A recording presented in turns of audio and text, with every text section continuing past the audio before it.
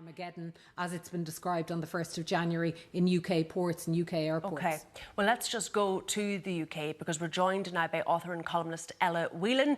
Ella, you are a Brexiteer, and I'm wondering if you've been listening to our panel in studio this evening, if you feel that Boris Johnson has gone over there, to make compromises, to make concessions. Is the feeling among, arch Brexiteers that he's going to battle it in the end? I mean, it might be wishful thinking to think that Boris Johnson is going to come out of this with anything other than a kind of, even at best, mild form of sellout.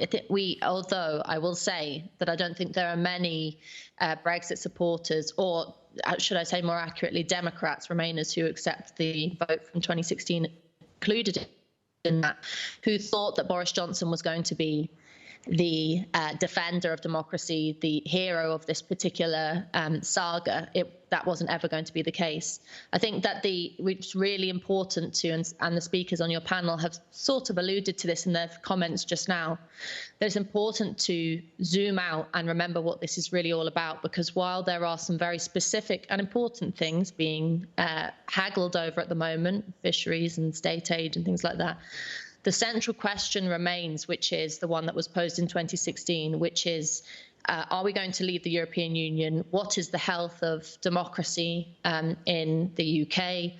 Who has political control and political power? Does it rest with the hands of the people, as Brexit argued for, or does it lie elsewhere? And I think those things are still not answered. And that's why, actually, though this might seem like a bit of a ridiculous late night meal, actually it's quite important.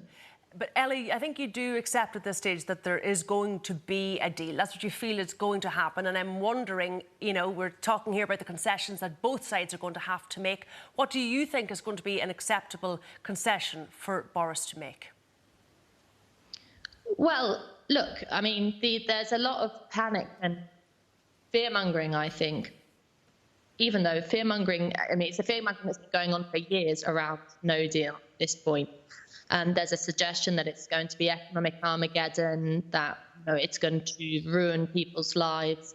And there might be a fair amount of truth in that, because part of the problem is that the last few years have been basically obfuscation among the British political elite about Brexit, and that has caused a huge amount of disruption and damage. But do I need to remind people that we were posed this threat in 2016? We were told, voters in the UK, that everything but the world was going to come around our ears if we voted to leave the European Union, and it didn't. And actually, more importantly, people recognised the possibility of that risk and took the risk anyway. The central point was that the political demand for greater democratic control was really trumped everything else. So I think you need to remember that when you're thinking about the value of what happens in these last hours of these negotiations. Because for me, anyway, whether he fudges a deal, whether he goes for broke and actually goes for no deal, the bigger picture is the kind of genie has been let out of the bottle in terms of democracy. There are many questions been opened about the future of politics, not just in Westminster, but in Brussels, in Dublin, lots of different countries. Ella, that's very exciting. I just want to put that point back to Lucinda. She talks there about a lot of fear-mongering in the sense of Armageddon, and it hasn't happened. But do you think if we don't get a deal, it is a type of Armageddon for a lot of Irish businesses?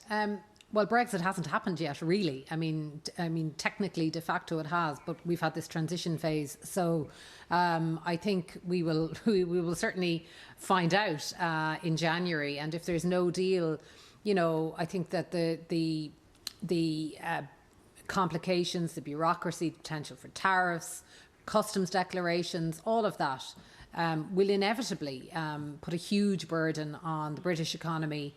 And a lesser burden on the rest of the EU, Ireland being disproportionately impacted. So, I mean, it's in nobody's interest for that to happen. I'm just getting some breaking news there coming from that meeting, that dinner in Brussels. It says talks will continue, but until Sunday. They've put a deadline of Sunday. Large gaps remain between the parties. Yeah, and I think just as Lucinda is setting out, some of the challenges that would present in the event of a no deal, a lot of those challenges are going to present either way, because at the end of this, we're not going to have the same free trade position as is currently in place. So there are going to be diversions. So that's going to create... And I wonder, Matt, to be honest, has that message, been pushed enough by government to businesses out there, to the smaller businesses, that even with a deal, there are going to be huge changes, costly changes? Government, I would say, yes, they have. But I was actually talking to somebody who's working in this field in terms of advising companies,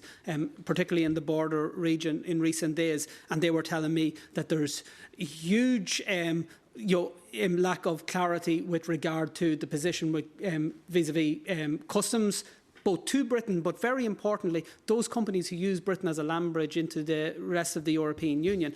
People might, and I think, have a sense that they'll be able to continue as is. There's a huge problem in terms of the lack of capacity on transport routes that bypass Britain. In other words, cargo ships and also freight planes. There's minimal in terms of the potential we have. So Britain as a land bridge is crucially important, but also the access to the British market itself, which to most, in my constituency, businesses which are, agri-food related to a large degree. Very quickly, because you obviously are representing a border county, and today we got a little bit of, clarity from Michael Gove in terms of how trade is going to work between Great Britain and Northern Ireland. Were businesses along the border feeling reassured by that? I think so, yes, and I think it. And as I said earlier on, it was,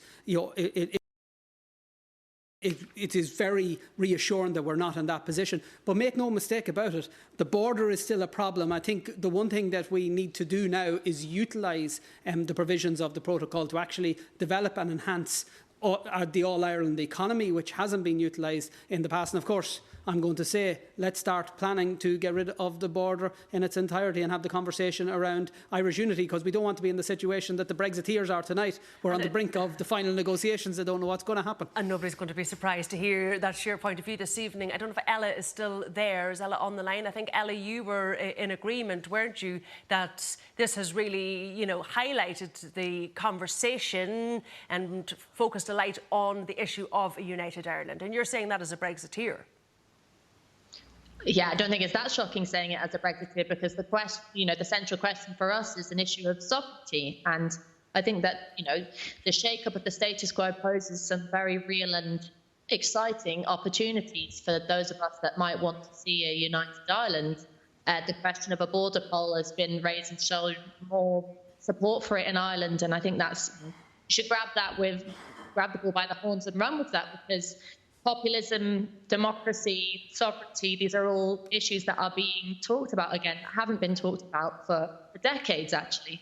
And that's a very exciting thing. The problem with Sinn Féin is they want a united Ireland to make sure that they're signed up to the European Union, which to me is a kind of backwards way of looking at independence and sovereignty, which I won't argue with him on that point tonight. I don't think people can quite cope with that conversation this evening. There's so much else going on. Lucinda, I just want to get you...